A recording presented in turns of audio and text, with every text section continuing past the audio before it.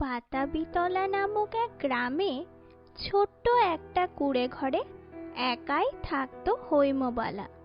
হায় হায় হায় হায় হায়, আমার সব ফুল তুলে নিয়ে গেছে গো। একেই তো আমি ব্যথায় হাঁটতে পারছি না, এখন আমি কোথা থেকে পুজোর ফুল পাবো?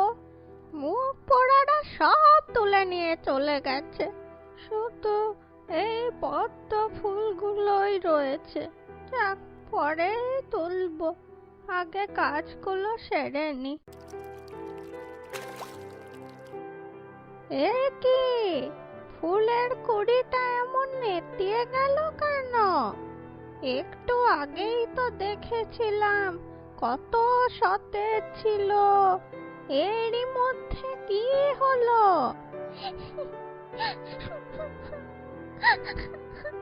আরে, কে যেন কাঁদছে না?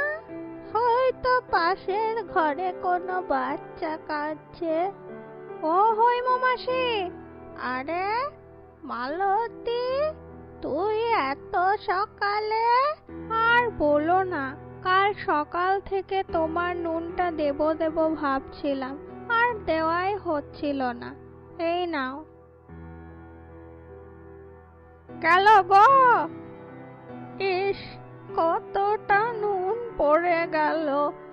যা যা, তুই ঘরে যা, পড়ে গেলে কি করবি বল? ঠিক আছে, মালতী চলে গেল।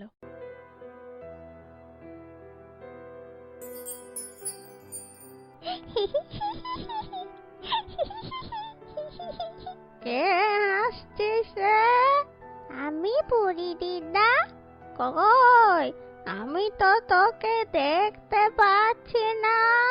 এই তো, আমি তোমার সামনেই তো আছি। এ কি, এ আমি কি দেখছি? একটা ফুল কথা বলছে। হ্যাঁ বুড়ি দিদা, আমি কথা বলতে পারি। আমি এক পরী। আমার মা আমাকে ফুল বানিয়ে চলে গিয়েছে। কেন রে, তোকে তোর মা হঠাৎ ফুল বানাতে গেল কেন?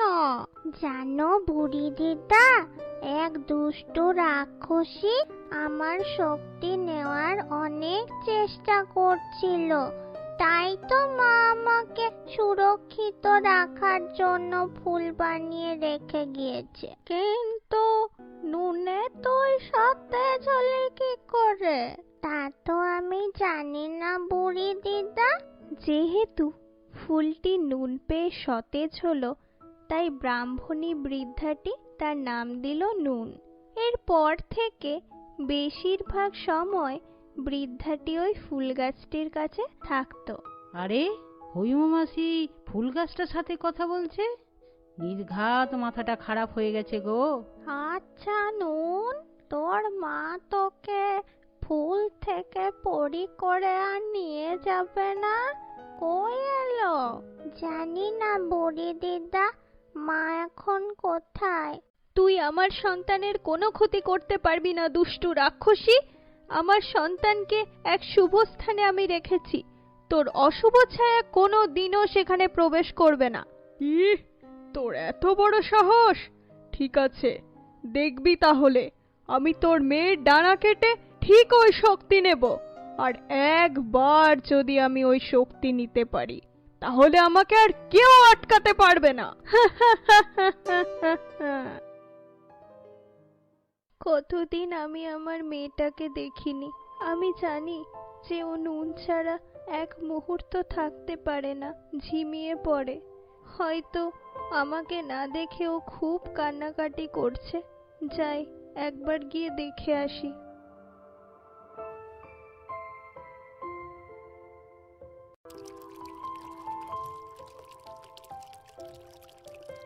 ওই দেখো বুড়ি দিদা, আমার মা আসছে। মা, কই, আমি তো দেখতে পাচ্ছি না।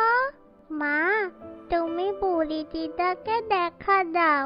বুড়ি দিদার সাথে আমার খুব ভাব হয়েছে। আমি রানী পরি, তুমি নিশ্চয়ই আমার মেয়ের কাছ থেকে সব শুনেছ। হ্যাঁ, আমি শুনেছি। রানী পরী, এক দুষ্ট রাক্ষসী আমার ছেলে, বৌমা ও নাতিকে মেরে ফেলেছিল। আমি জেনেছি। ওই কি সেই রাক্ষসী? হ্যাঁ, ওই সেই রাক্ষসী। আচ্ছা রানী পরী, ওই রাক্ষসীকে মারার কি কোনো উপায় নেই? হ্যাঁ, আছে। আমার মেয়ের ডানাতে এক অদ্ভুত শক্তি রয়েছে।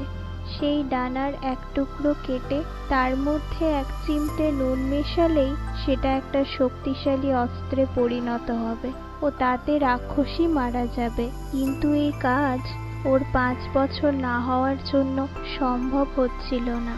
আজ ওর 5 বছর পূর্ণ হয়েছে। ঠিক আছে, আমিও তোমাদের পাশে থাকবো। এই নাও নুন। বুড়ি দিদা, ওই তো রাক্ষসী আসছে। তাড়াতাড়ি এই ফুলটার এক টুকরো পাপড়ি কেটে নুন ছেটাও। ঠিক আছে। দেখলি তো, আমি জানতাম তুই ঠিক তোর সন্তানের কাছে আসবি। আমি তককে তককে ছিলাম, তোকে অনুসরণ করেই আমি এখানে এসেছি। এবার আমাকে কেউ আটকাতে পারবে না। কিন্তু তোর মেয়ে কোথায়? আমি তো তোর মেয়েকে দেখতে পাচ্ছি না। এ কি, এটা তোরা কি ছেটাচ্ছিস? একদম ছেটাবি না বলে দিচ্ছি, ভালো হবে না কিন্তু। আজ তুই শাস্তি পাবি দুষ্ট রাক্ষসী। এবার দেখ।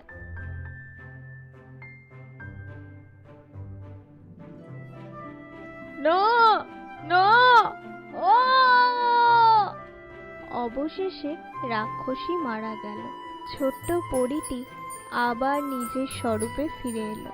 বুড়ি দিদা, তুমি খুব ভালো। তুমি কোনো চিন্তা করো না। তোমার যখন আমার কথা মনে পড়বে তখন এই ফুল গাছটার দিকে তাকিয়ে ডেকো, আমি চলে আসবো। এবার আমরা আসি বুড়ি দিদা। এই বলে দুই পরী চলে গেল। বৃদ্ধাটির একাকিত্ব দূর না হলেও নিজের ছেলে, বৌমা ও নাতির হত্যাকারীকে শাস্তি দিতে পেরে সে কিছুটা শান্তি পেল।